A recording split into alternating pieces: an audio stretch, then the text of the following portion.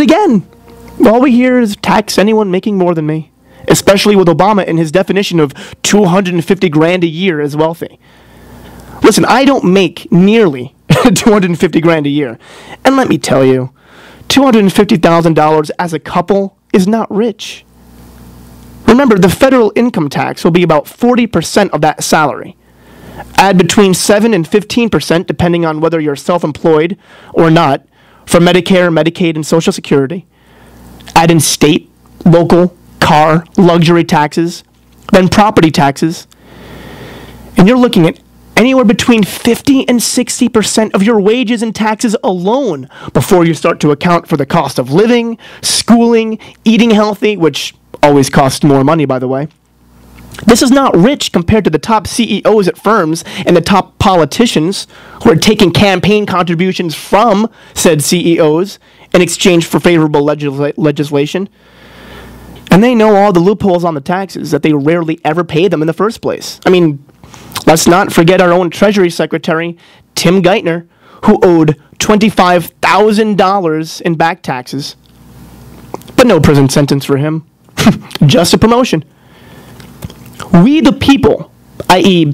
anyone in the private sector, get financially raped every April 15th and every day as our purchasing power of the dollar decreases and as the United States national debt increases an average of $4 billion a day. $4 billion a day. Ending the private central bank, doing away with the income tax, the IRS, and returning to a commodity-backed money will help us all. But that's still not enough. We also need to end the practice of fractional reserve banking, the system where banks only have to hold on to a small percentage of their money so they can loan the rest out at interest. Because remember, this kind of system helps perpetuate the debt spiral that we're currently facing, and they always lead to bank runs. They always lead to banks filing for bankruptcy. For those that say, without an income tax, the government won't have any money, they're simply wrong, considering that we didn't have an income tax for the first 100+ years of our country, and we still became the wealthiest nation in the world. But remember, the best way to generate tax revenue is to have a wealthy society so they spend money and generate tax revenue on taxable items while growing the economy at the same time. Better economy means more employees, which means more people being taxed, which increases the tax revenue to the government. Then you let the private sector do what it does best: create jobs and wealth. It's the private sector that creates jobs and wealth, not the federal government. When the federal government creates jobs, they're really just taking your money, the private sector's money, creating a new agency, and giving those people the money. It's nothing more than a transfer of wealth from citizens to bureaucrats. As I stated earlier, America became the richest country without an income tax, and we can do it again. Remember, it was John F. Kennedy that said, quote, "It is no contradiction. The most important single thing we can do to stimulate investment in today's economy is to raise consumption by major reduction of individual income tax rates." Now, the typical statist will say, well, that's nonsense. You generate revenue by raising taxes, not lowering them. They're simply missing the point. JFK further stated, quote, "A tax cut means higher family income and higher business profits and a balanced federal budget. Every taxpayer and his family will have more money left over after taxes for a new car, a new home, new conveniences, education, and investment. Every businessman can keep a higher percentage of his profit in cash registers or put it back to work, expanding or improving his business, and let the national income grow, and the federal government will ultimately end up with more revenue." And this has proven to work.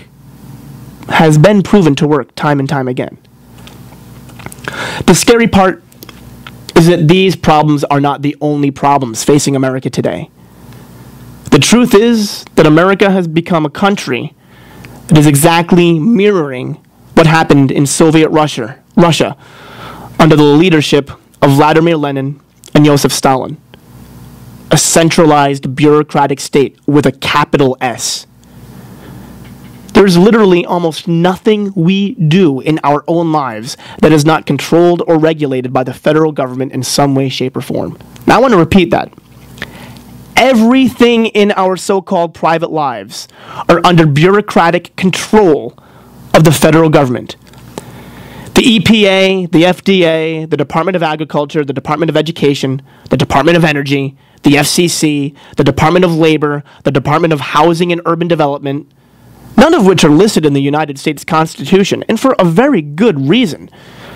Centralized power means less power for the people in the individual sovereign states which they make up, because the people working for a federal agency are unelected and therefore held unaccountable. We cannot vote them out according to how well they perform the job because they're a part of a federal agency and they apply for a job and are appointed by those within the federal government. We cannot eat food. We cannot go to school. We cannot buy anything. We can't build houses or sheds. Hell, we can't even grow food on our own farm without first complying with rules and regulations issued by agencies within the federal government. We can't buy houses unless they comply with federal laws. We cannot heat homes without complying with the feds. We cannot educate our children without complying with the federal curricula. We are nothing more than a modern-day Soviet Russia. Our founding fathers set up this government to make sure that this did not happen. Take, for example, James Madison's Federalist 45. Quote, "The powers delegated to the proposed Constitution to the federal government are few and defined. Those which are to remain in state governments are numerous and indefinite. The former will be exercised principally on external objects as war, peace, negotiation, foreign commerce, with which last the power of taxation will, for the most part, be connected. The powers reserved to the several states will extend to all the objects which in the ordinary course of affair concerns the lives, the liberties, and properties of the people and the internal order, improvement, and prosperity of the state." End quote. Unfortunately, there are literally dozens of unconstitutional agencies that the United States taxpayers pay for, which do nothing but take our money and make bad decisions that affect all of us in a negative way. Take, for example, the Department of Education. Other than not being in the Constitution, which means education is completely a states' rights issue, there's simply no acceptable reasoning for having a federal agency centralized, designing the school and education curriculum for the entire country. When things like education are localized, then the parents have more of a say in their children's education and can hold those coming up with the curriculum accountable for their actions by electing them or voting them out. But in a federal position where no one is elected, this is simply impossible. They can come up with no child left behind laws and literally rewrite history for the entire country if they want to. And they are. The Department of Education belongs to the states as stated in the 10th Amendment. Take two, for example, the Environmental Protection Agency. Not only does it employ 17,000 people, costing the American taxpayers over $800 million a year, and that's under the impression that everyone employed makes about 50 grand a year, which some of them probably make a lot more.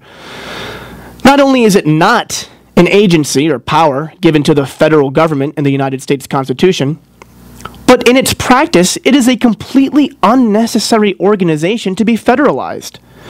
There's no need for a branch of the federal government to dictate to individual states with different ecological makeups, different climates, different environments altogether, how they should manage respective business in relation to their respective environments. It is completely unconstitutional and unnecessary. The individual states have the right to have their own EPA, have the right to make their own policies, and hold their own state workers accountable for how they create environmental policy in their states and local communities. But again, when an unelected centralized bureaucracy controls the environmental policy of the entire country, they're not held accountable for their actions. Case in point, The EPA declaring that harmless carbon dioxide, which we all exhale, by the way, is a, quote, dangerous chemical that must be regulated and taxed, which is nothing more than a way around Congress to tax us. Only an unaccountable agency like the EPA could get away with this.